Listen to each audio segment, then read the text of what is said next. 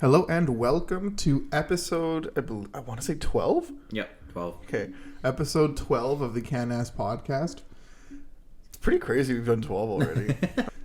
Still way more to come. Still way more to come, man. Canada in sports never stops. Nope. So, as per usual, I'm Victor, and this is Celso. Hello.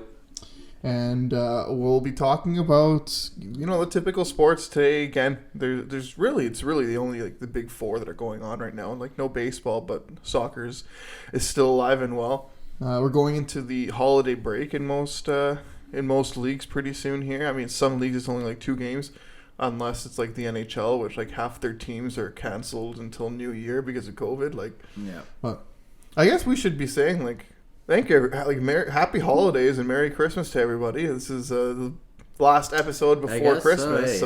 Yeah. So Merry Christmas. Merry Christmas. We'll say Happy New Year after the next episode. So, yeah. Cool. Well, we always start with soccer. We might as well keep the ball rolling with soccer to start, right? So there's some pretty big news coming out of soccer this week. From an individual award perspective, Canada Soccer has announced its recipients for their Top Players of the Year award.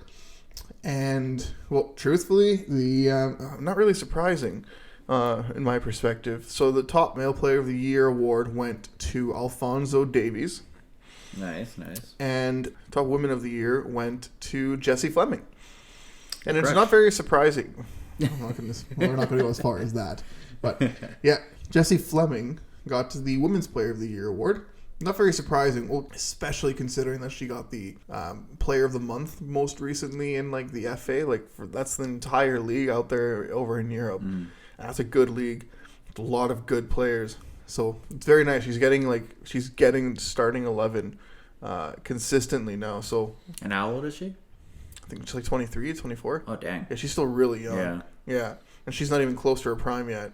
Not very surprising, and it only goes up from here for her, truthfully. We're excited. And then Davies is, 21? 18? Or no, 19, 20, or 21. One of the three. One of the three. Yeah, he's still young. So, he's man, can you imagine? That's incredible, man. That's just, it used to be perennially, Sinclair and whatnot, but... No, and then very good young players. Exactly. Last year, if I'm not mistaken, it was Jonathan David and Ashley Lawrence, so 2 exceptional players as well. The Young Players of the Year also got announced, and it's Deanne Rose and Theo Corbeau, Theo Corbeau, I want to say. Yeah, Theo Corbeau, and then Jade Rose, not Deanne Rose, Jade Rose. Yeah, I butchered those. I'm sorry, guys. Sincerely apologize. I think they'll forgive you. I hope so. Because, there is another Deanne Rose in there, too. So that confused me. I don't know if they're related. That'll be interesting. Anywho. So, individually speaking, that was it's nice. I mean, I believe the right players got awarded. You could have the women was probably a little tougher than on the men's side. And I think Fleming got it because of, her club performance recently. LeBay, I don't know, man. Stephanie LeBay was absolutely unbelievable. I think she was the best player for us at the Olympics. And I have no question that she was the best goalie in the world this year. Honestly, God, she was unfreaking believable on her head. It was just nuts. So, anyways, very well deserving for both sides. Really, everybody's head into their holiday break now. Bayern hasn't played or just recently played a couple games this last week, and I don't see them having many more games until New Year. Yeah, the next game is in January 7th. So they're all in their holiday break, man. And then, Jonathan David keeps on scoring. How's that a surprise, though? Hey, it's not really surprising anymore. Not it's anymore, just okay. So Jonathan David has one more game left in this calendar year. That's Wednesday, December 22nd. In the French Cup, he scored against Auxerre. They're definitely not a Division 1 team at all. He keeps on scoring, man. This guy, and that's his first ever French Cup goal. Did you know that? He's never before scored in the French Cup. So, I was telling you, we were talking earlier about, let's say England. They have the FA Cup. They have the Premier League. They have, what's another big one? They have, 3 big domestic. The League Cup, FA Cup, Premier League. Something along those lines, right? Yeah. The French have the same thing. Okay. The French have a French Cup where every team in the French divisions, whether it be 1 or 2, they all just get together and play. So, it's pretty nice. I mean, they won 3-1. It was okay. Like, yeah, it wasn't really close too much. They scored. They were up 3-0 by the 39th minute, and then Auxier got a second half goal to start trying to claw back, but that wasn't going to happen against David. But the Champions League groups got announced too, so that's some pretty big news coming out of at least the men's soccer. That would be. So did you hear? So there was supposedly an issue with the draw. Yeah, I was just gonna say there was something wrong with the draw. They had to redo it, right? Yeah, they had to redo it, and it was funny. I don't know what it is. I think that a team that couldn't have played against another team got drawn with each other. Like, oh well, we clearly made a mistake, so we have to do the draw again. Yeah, but it was really funny. So I saw a tweet that a Chelsea fan bought after the first draw. He bought tickets to Lille. He's like, "Oh yeah, let's go. Get Chelsea at Lille. Like, we're gonna go watch them play away," and they were pumped about that. And then it got announced that they have to redraw. So he's like, "Gosh, dang it!" Like, so now he's like, and then he goes to refund the tickets, and he tweets out like, "Hey, tickets are refunded. Damn it, that sucks." And then 5 minutes later, Chelsea gets Lille again. He's like, "God damn it, no!"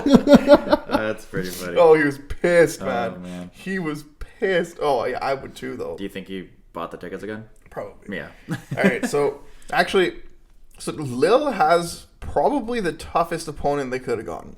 Let's not sugarcoat this. Lille plays Chelsea, who are the defending champions. And that's a good Chelsea team. I mean, they're not as good as they were last year, I don't think. I still think they're a heck of a team. And on paper, I do think that they are better than Lille. But Lille has, David is the best striker of the two teams right now. Nobody's getting more goals domestically or with the team at all than Jonathan David. Yeah. But Chelsea does have an exceptional team. And then Alphonso Davies, no disrespect to their opponent, but he probably got the easiest opponent of them all in RB Salzburg. So I don't see an issue with, obviously knocking on wood, I don't see an issue with Davies.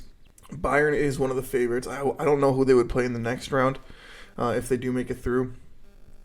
I think for sure one of the two will get through. I'm hoping that both, if we're going to be honest with you. I'd love to see Canadian content going further in the Champions League than in years past. I don't know, man. They're both starters on their team. They're both playing lead big roles on their teams. Davies is already one of the biggest clubs in the world.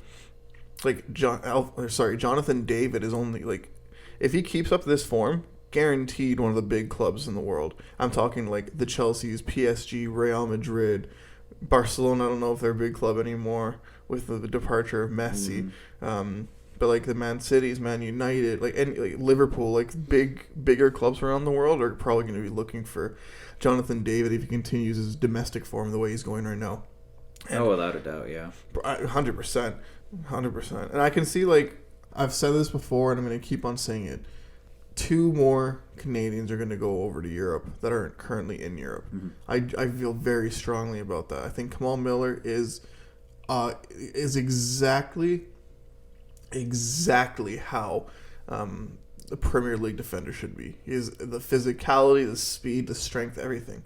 He has the ability to play in the Premier League for sure. And then Richie Larea is good enough to get out there, man. As a wing back, his defensive game is pretty decent, so it'll be pretty exciting to see. For sure. And then the looking over at the women's soccer, Lyon won their last game, which wasn't since December 15th though. The women are all on their breaks now as well, so not much to talk about really in regards to the women's game, just because, as we mentioned before, they have been done for a while. Chelsea got absolutely destroyed in the Champions League against Wolfsburg, but I don't really think it affected them too much because, we'll see. They're in second in the Premiership, in the Women's Premier League, I guess. Yeah. We can call them. Yeah. But anyways, actually probably the biggest news to come out of out of soccer this week and the whole world is that we're going to focus on an episode on just COVID soon. At this midweek episode, one of them will be about just COVID and the sports and how it's affected it, because it's now again become a massive story, I think, because they're playing in front of no fans again out there. in some of the European countries. I'm pretty sure Bayern is playing in front of no fans. And it's not because nobody wants to show up. It's because it's closed to the public now. Yeah. So we're going through another rough COVID patch for sure. Moving on. Let's do the NBA next. What do you think? Sure. Cool. Let's go with NBA. This might not be Canadian, but there's a Canadian on the team, so this is how I'm going to sell it. But... and it wasn't a Canadian assist. I watched the game, and it wasn't Wiggins that assisted on it. But Steph Curry broke the all-time 3-point record held by Ray Allen this week. I believe it was Tuesday, if I'm not mistaken.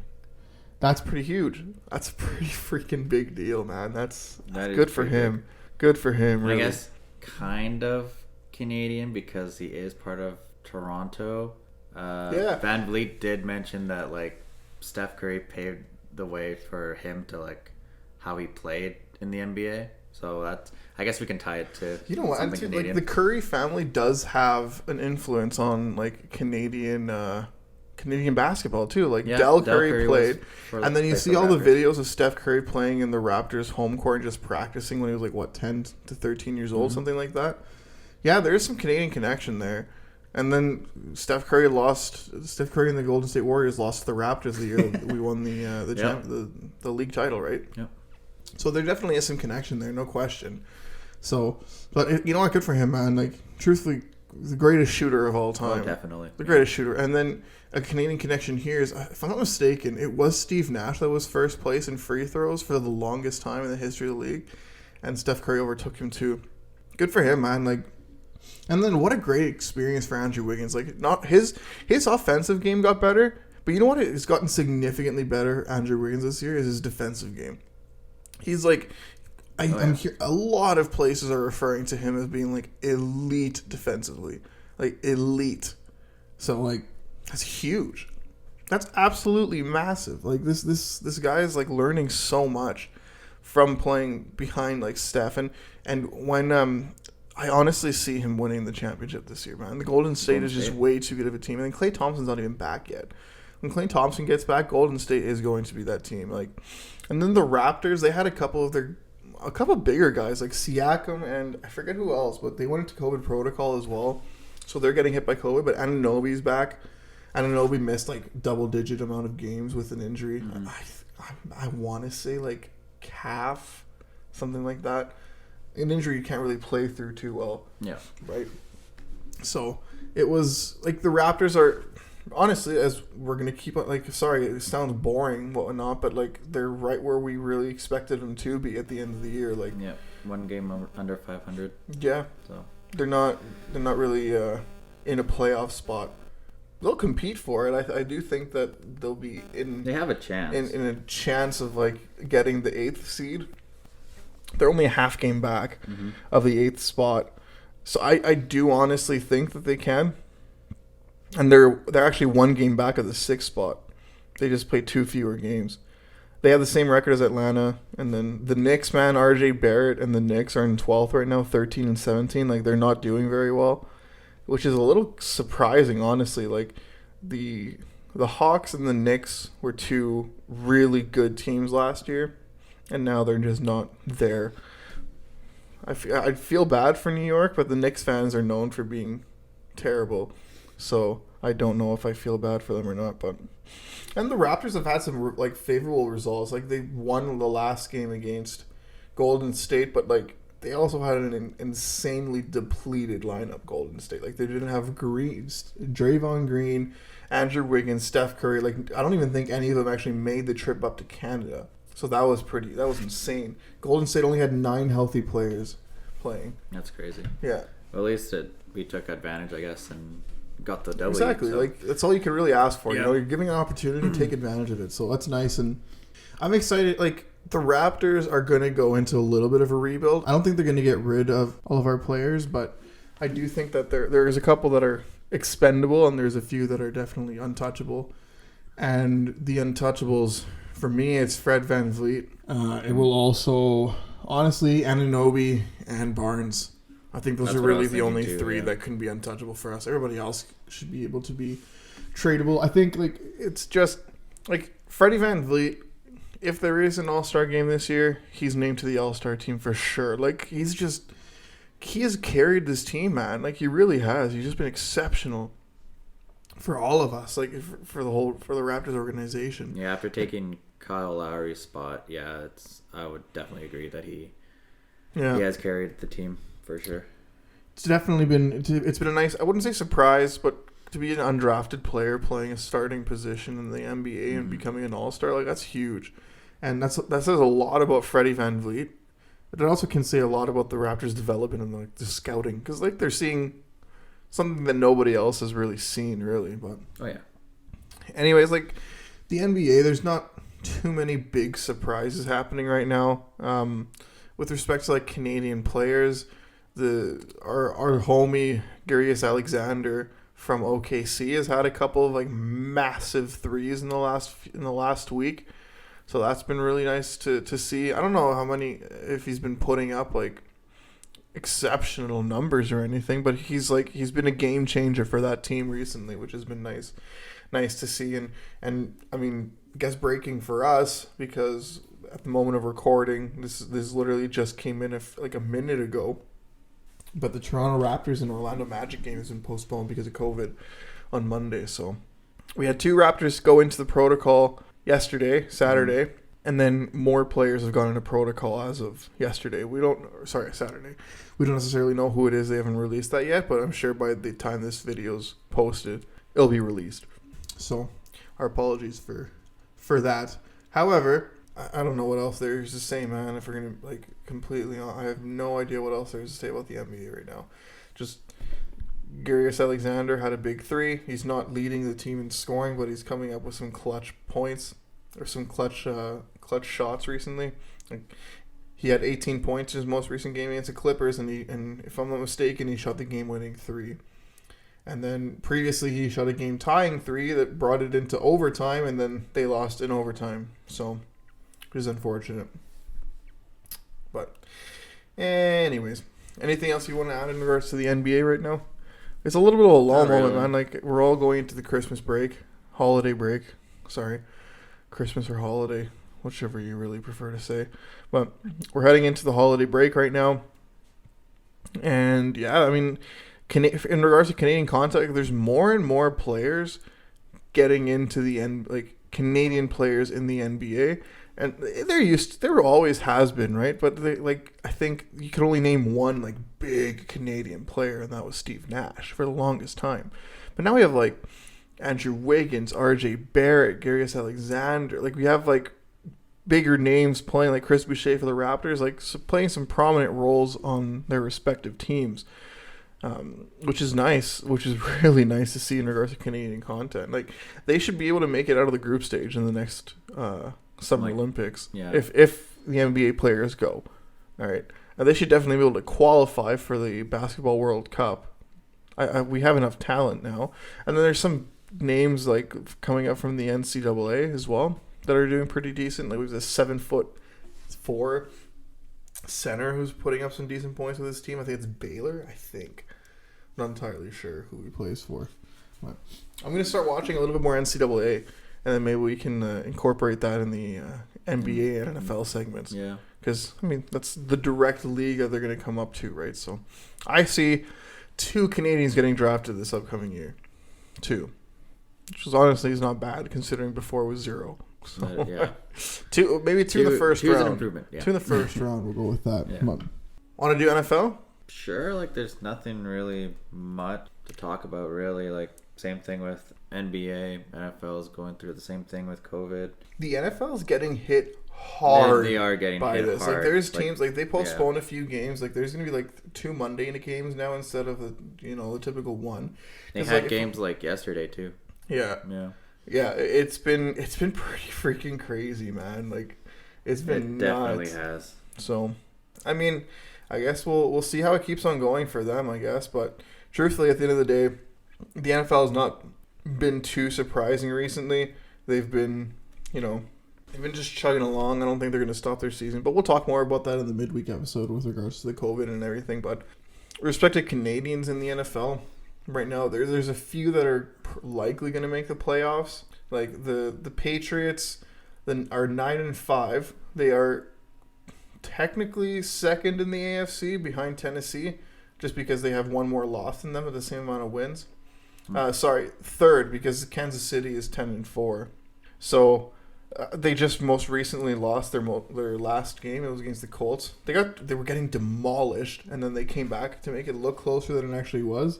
But it wasn't really close, if we're going to be honest. The Colts just manhandled them completely. And then with respect to the NFC, I think the Washington Football Club lost out on a really big chance to finish higher up in their division. It's Cowboys are. I feel the Cowboys have pretty much clinched already. And then you have, the perennials in the NFC, the Green Bay, Tampa Bay now with Brady, Cardinals, the LA Rams. Like it's gonna be a strong playoffs. How of Canadian players though? How many big Canadian players do you think are going to make it into the playoffs this year? Like Claypool's done. There's no Pittsburgh is not making it into the playoffs. I'm sorry to say. No, definitely not. Chuba Hubbard will not be making it into the playoffs either. Neither. That's most certainly not happening there. They're last in their division, and it's that's not happening. Chuba Hubbard won't be making it. St. Jude out of Washington will not be making it.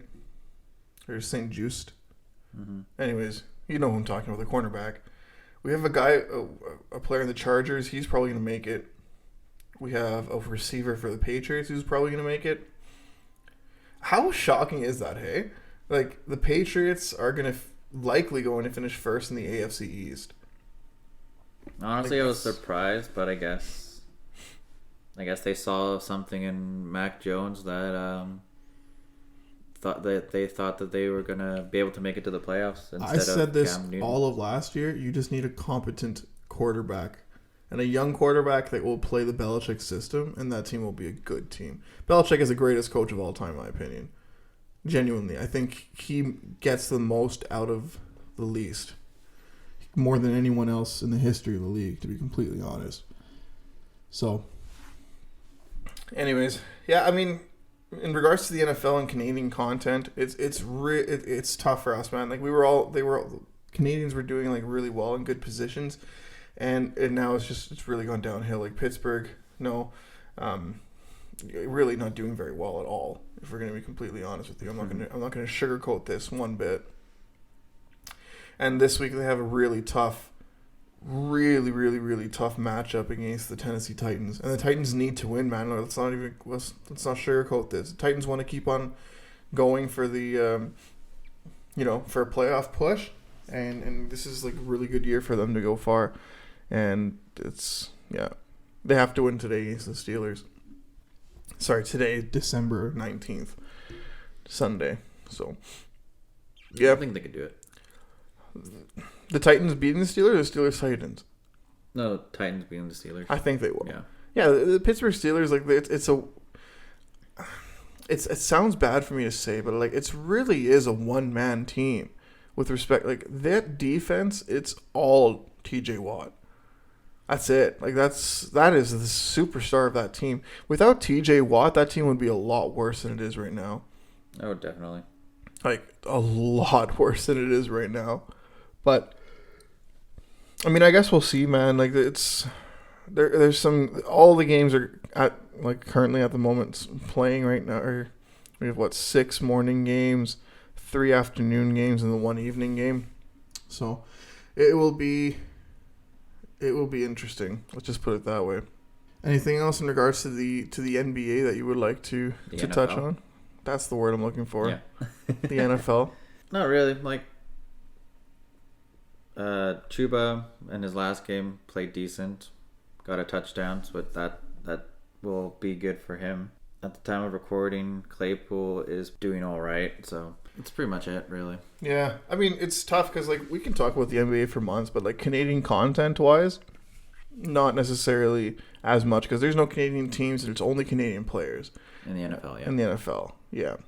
Sorry, no, I'm talking about the NFL, not the NBA. So no brain fart here, but you know what I mean. It's been still nice. We still have a lot of players in there, but not many are making massive. Not many are contributions to a really big team right now, right?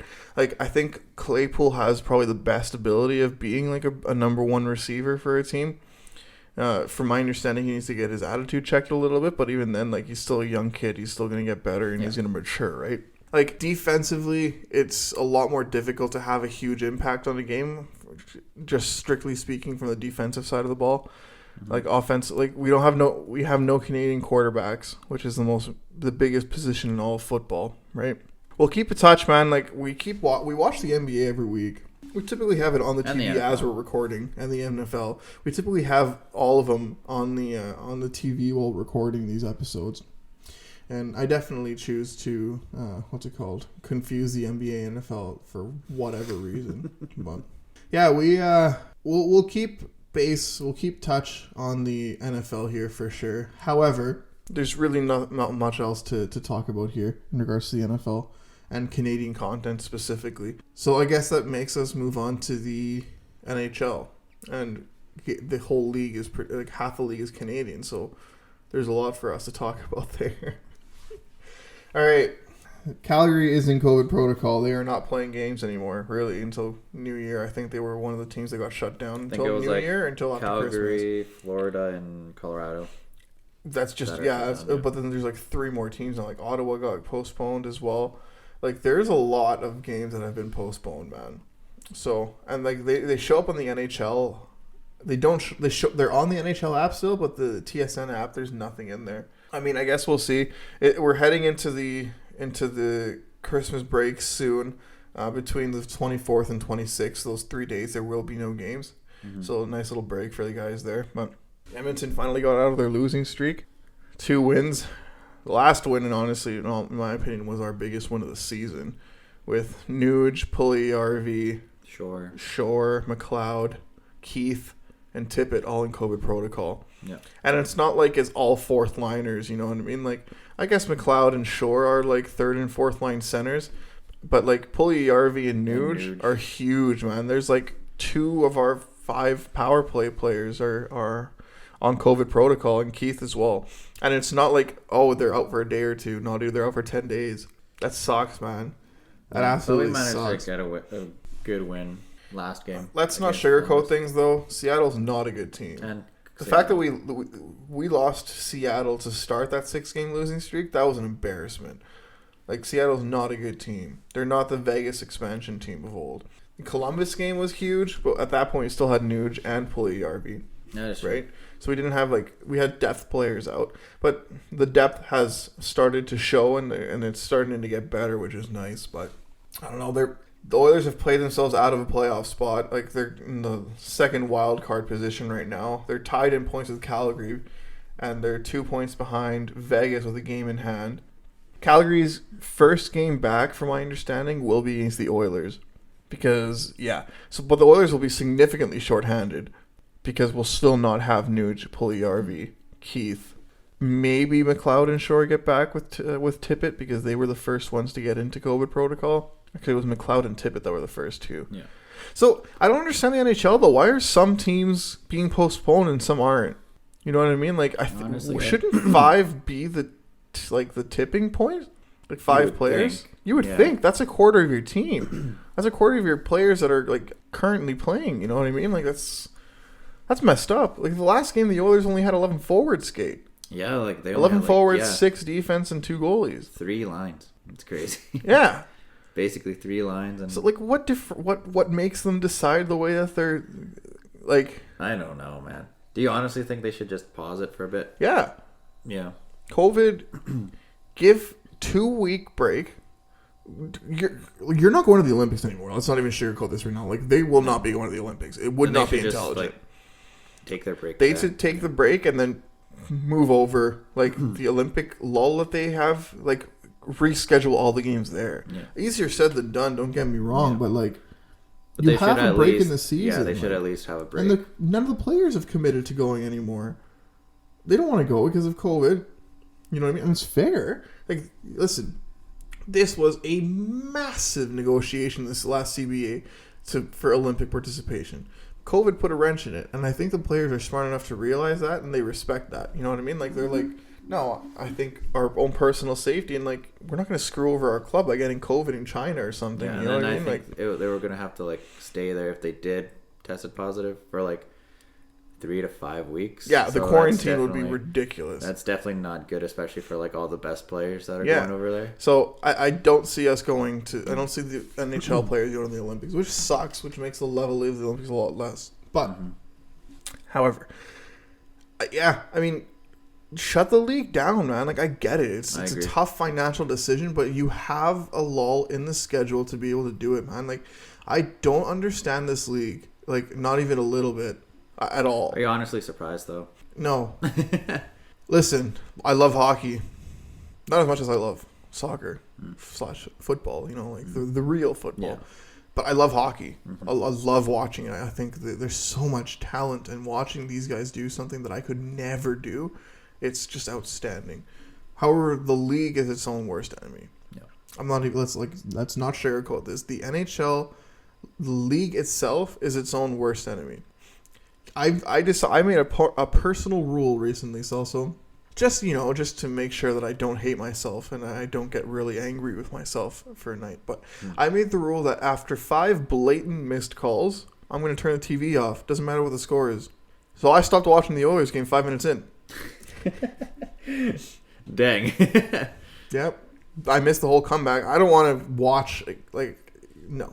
There was a trip a minute in against Lagesson got tripped by, what's his face? The one with the really Brandon Tanev. He got tripped. The amazing picture. The blatant boarding yes. on Sevier. The fact that McDavid got a 5 in a game for something that was awful. It was Wes McCauley that was reffing too last game. Like, I have so much respect for him. Like, he missed it, I guess, but you blew it. He blew it. Oilers should have gotten a couple penalties. Yeah.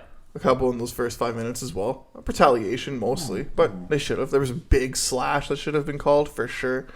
Probably a cross check there as well.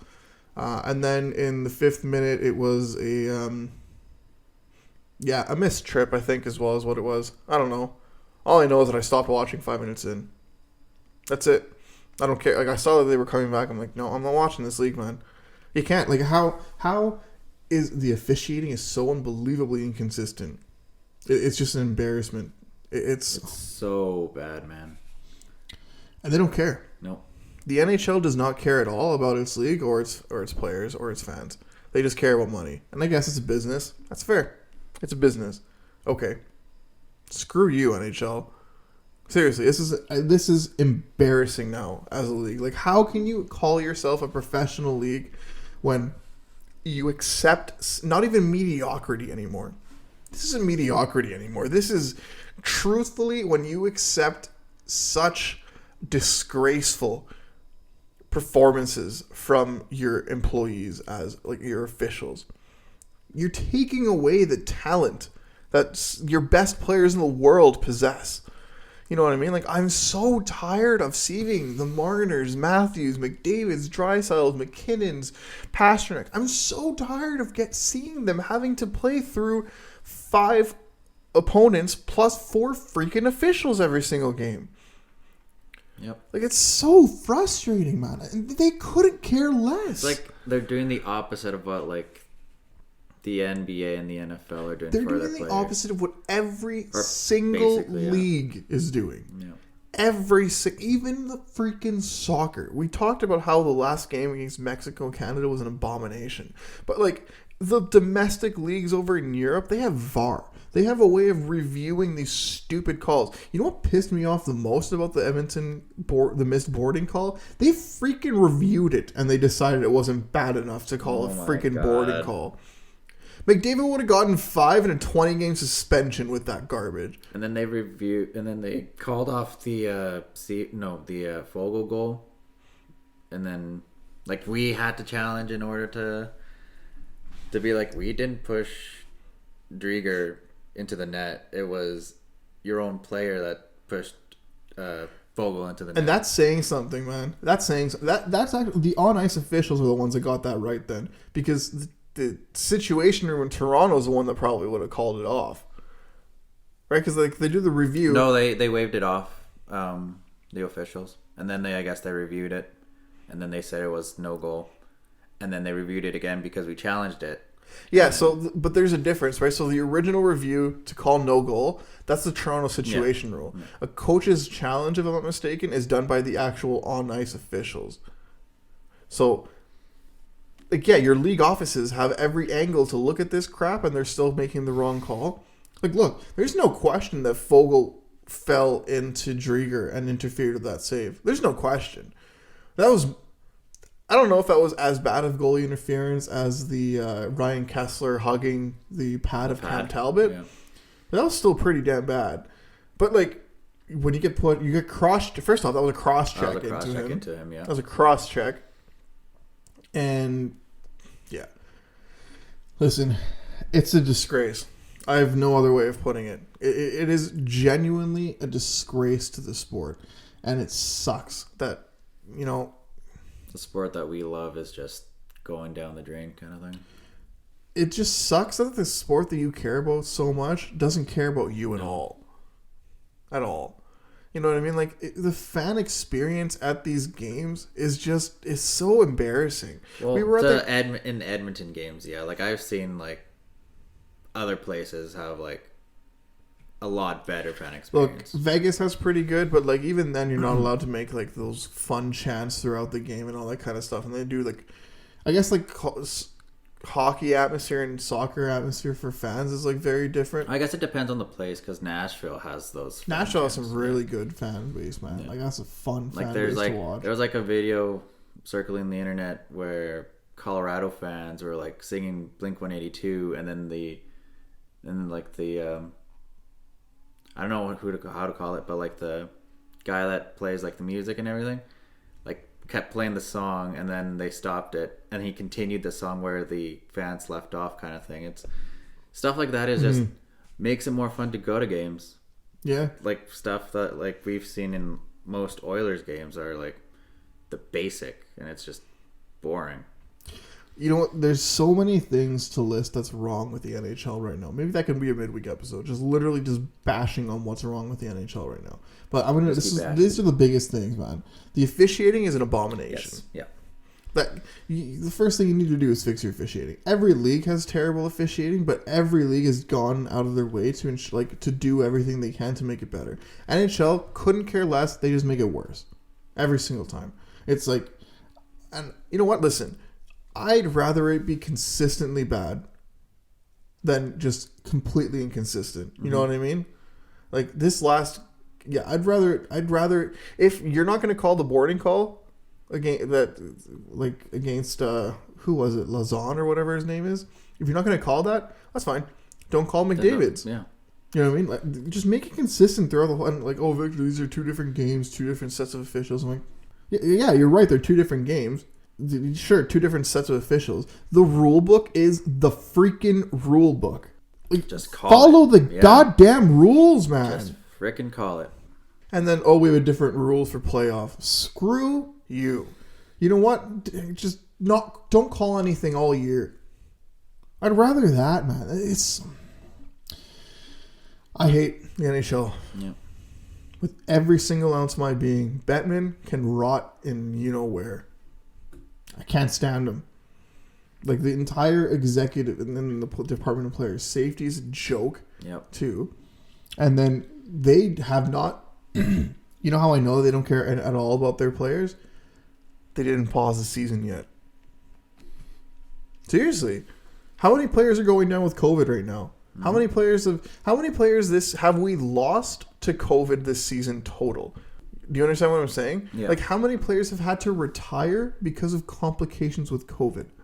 And we'll probably get more into that in our midweek episode about COVID and sports. So, right, but yeah, you understand what I'm saying? I totally understand. Yeah. So, how about instead of continuing? First off, the restrictions that they're putting on the players are ridiculous, and that's not going to stop COVID infection. You pause the season for 2 weeks. Get COVID completely out of their systems, and then restart it. And then, I wouldn't say a bubble, but mandatory masks everywhere you go. I think that's fair. I don't think the players are going to complain necessarily about that. Like, don't go out to clubs and whatnot. I think they'd complain a little bit about that. But, there's just things that the NHL can freaking do to make this better for their players as well. Yeah. But they couldn't care less about their players. I think that's made abundantly clear because through their officiating, through, like, I don't know, the CBA has been pretty garbage for the players too recently as well. And you know what? We actually haven't even touched about probably the biggest news to come out of the NHL this week is that Kyle Beach and the Chicago Blackhawks have come up with a settlement agreement. Oh my God, yeah. Nothing has been released about that, so nobody knows what the agreement was. But they came up with a settlement, which, honestly, I've talked to a couple buddies that were... I've taken... It's business law, okay? So it's not like actual... Like, it's not law school, but like a couple of my buddies from business law and one lawyer buddy. And again, like, we all thought this was going to end in a settlement, honestly. Just looks so much worse in court and like the haptics and everything. Haptics, I don't know what the heck it is, but I'm happy for Beach that he got the only way he would get a settlement is if he was happy with with the end result. So I'm happy for Beach that he got something that I at least wanted out of this. Doesn't take away what happened, but you know what? I think this will be a way for him to move on. Hopefully, so I'm happy for him. So, but again, Bettman's press conference on the whole thing was an absolute disgrace. It's getting really tough for me to support the NHL anymore. It's getting really tough, and I love the Oilers, man. I loved them when they were absolute tire fire for 20,000 years. The Decade of Darkness, loved them through that. Watched almost every game I could. This year, I've tried to watch. I've watched the beginning of every single game this year with three exceptions because of birthdays or whatnot. Okay, I watched the beginning of every single game this year, but I stopped watching after with all the officiating nonsense.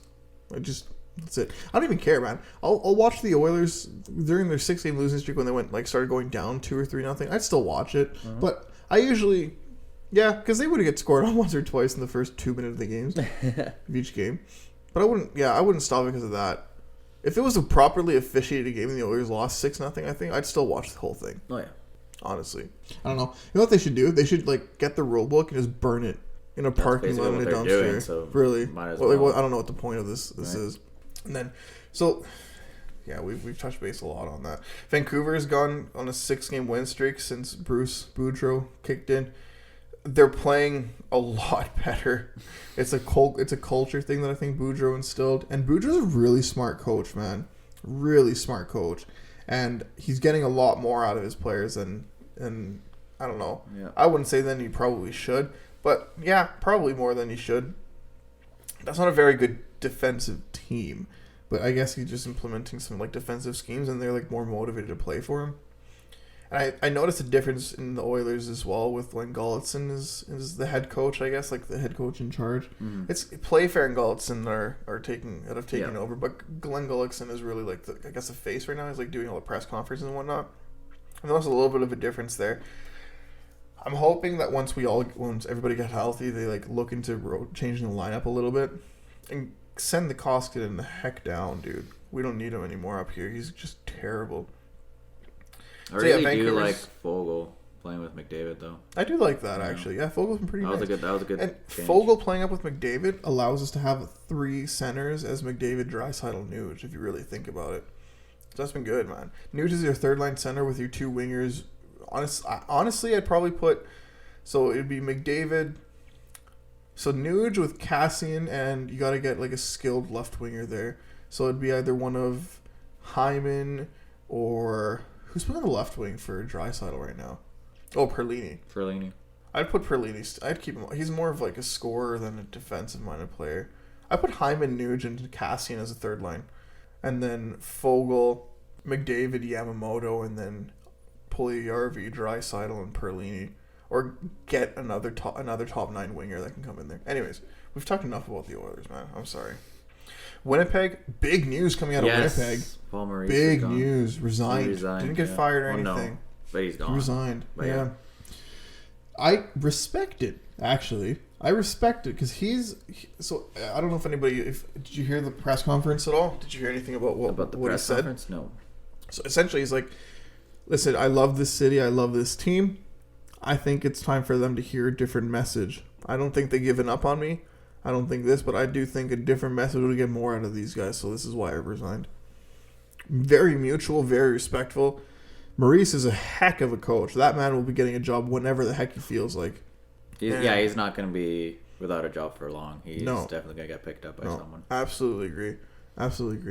A lot of people have called for so who do you think the next coach to be fired is? And who do you think Maurice would take over for? I have 2 Canadian teams that he can potentially take over for, to be completely honest with you. Who? Montreal. Oh, yeah. I can see Montreal's coach getting fired, Ducharme, pretty quick. Just because the fan base is I don't know. I guess maybe he has a little bit longer of a leash than I give him credit for, just because it's this is his first full year, isn't it? Last year he wasn't even there the whole time, or the year prior, and he took him to the final. So maybe he has a little bit more of a leash than I would give him credit for. However, I can see Montreal potentially being one of them. I don't see Islanders. They're underperforming significantly, but I don't see Barry Trotz getting fired out of there. No. Arizona's a tire fire. I don't think anybody expected them to do anything anyways. You said you had 2 Canadian teams, though. Edmonton. That's what I was thinking. You know what? I've actually liked Tippett this whole time. I don't think he should get fired. We just I have think to wait it'd be an until when he overreaction. comes back and then see what happens. I think it'd be an overreaction, if I'm going to be completely honest with you. However, it wouldn't surprise me. It wouldn't surprise me, and I do think Maurice has a different message that you can get in. And I think he would probably... This whole city wants to see the 1, 2, 3 centers as Nuge, McDavid, Draisaitl. Obviously not in that particular order. It does suck if you do put Nuge on the third line because he's too good to be on the third line. And but it's less playing minutes. Less playing time. But if you have 3 really, really good centers, you're basically set for my thought process. I completely agree with center you. depth. Yeah. My thought process of all this is you would really roll 3 lines. They would each play 20. They could each play 20 minutes, and then you just don't have a 4th line. No, but on a serious note, this city is really opinionated on a lot of different things, and yeah, you know what? I get it. I still think Tippett is the right man for the job. I do. I think he has a little bit too much loyalty to his veterans, especially named Mikko freaking Koskinen. And I can see how the 3 center thing wouldn't work out, to be completely honest. I can definitely see why it wouldn't. That being said, though, man, something's got to change. And I think the guys that we have right now aren't trying hard enough for a lot of it. Yeah, the last 2 games have done better, though. Yeah, I would honestly just wait until he comes back, and we'll see in a couple games since he's back to see if they do happen to. I don't think he's in thin ice or a super short leash, but I do if there's another losing streak. His ice is cracking, but it's not breaking yet. If we have another 3+ game losing streak, he's gone. I can see Holland making the change there. I don't know. I see Tippett, for me, hasn't lost my trust necessarily, but I do think he needs to change a little bit. But listen, at the end of the day, what's gotten us out of this this losing streak is just they've started to play harder. They've started to try more. Let's not even kid ourselves. And then Toronto has been crushing it, dude. 7-2-1 in their last 10. They're tied for first in the Atlantic, which has been fantastic to see from them. Jack Campbell is just playing stupid hockey right now. He's in COVID protocol right now, though, so this is where Mrazek is going to kick in, where that signing is going to really have to come up clutch. Jack Campbell should be in the Vezina conversation this year. And I agree. That's fantastic for Campbell because he's getting paid, he's still getting paid $1 million plus. But if he does get nominations for the Vezina, which he's a Toronto goalie, so that he's going to get some nominations. But he was a career backup until now, when he took over Anderson a couple years ago or a year ago, and then now he's always been a significant underperformer. Yeah, and when he got drafted, I think he was a Ottawa draft or something. Ottawa, what am I talking about? Dallas draft pick, and he was expected to be a really good goalie. He came out of the U.S. development system or development league, and he was supposed to be an exceptional goalie. Truthfully, he's gonna get some big money, man. I don't know if he's necessarily a starter like that. They're playing really well out there in Toronto, as an entire team, top to bottom defensively. They're playing great. They're giving up less opportunities and everything. And yeah, I don't see, man. I guess we'll see how it goes moving forward. But Jack Campbell is playing out of his mind right now. He's been the best goalie on a Canadian team, I believe. I would put him over Markstrom. Yeah. We're thinking the NHL isn't going to the Olympics, but like if they were to go to the Olympics, Jack Campbell wasn't going to be able to go because he wasn't part of the roster, which would have sucked for. Well, yeah. So like I love how you brought that up. So the best American goalie so far this year wasn't on the roster. I would argue the best Canadian goalie also wasn't. Tristan Jarry. Yes, Jarry is playing outstanding this year. Holy crap! And he wouldn't have gone either. And he's the best Canadian goalie right now, for sure. Like no question.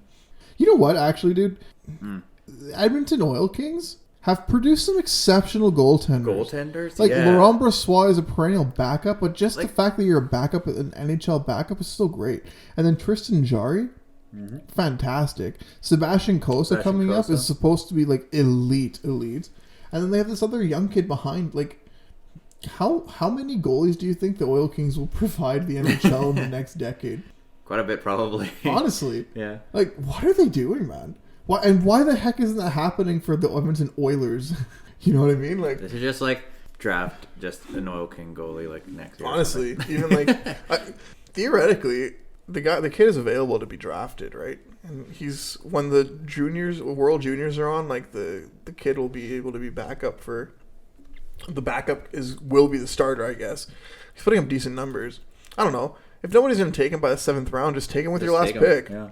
Maybe that's what Calgary did with their stud of a goaltender in their system. What's the kid's name again? Do you remember? Wolf. Dustin Wolf. Yeah, maybe that's what Calgary did with Wolf, drafting him 7th overall because he's like the backup to Carter Hart. I'd be interested to see, man. Yeah. I'd be a terrible GM, though. I'd just be like, oh, we'll risk it for the biscuit, you know? Just play franchise mode and see what happens with your GM expertise. That's true. That's what we'll do later today. Just play some Chell. But no, like even then, like man, I stopped playing Chell. I couldn't get rid of Chiarelli's garbage contracts, and that's really pissed me off. So I just stopped. I just got so frustrated and I stopped, man. But whatever. That's too funny, dude. It's too funny.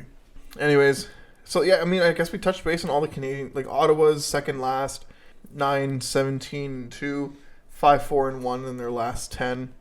Like not bad. They were in a little bit of a shutdown though because of COVID as well. Mm-hmm. Like looking at the playoff standings now too, it's like at this current moment, 3 Canadian teams are in it. We said at the beginning of the year, if you recall, that we thought 4 were going to make it. Winnipeg has played themselves out of a playoff spot. They've gone 4-5-1 in their last 10, and that alone has gotten them out of a position. Like the teams that they're playing: Minnesota 7-2-1, Nashville 8-2-0, St. Louis 7-1-2, Colorado 7-2-1.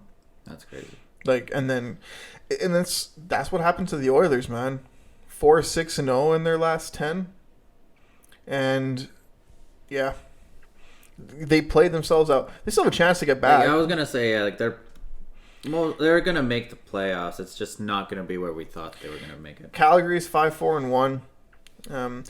Technically speaking, if the Oilers win out their games, they'll be second in the Pacific.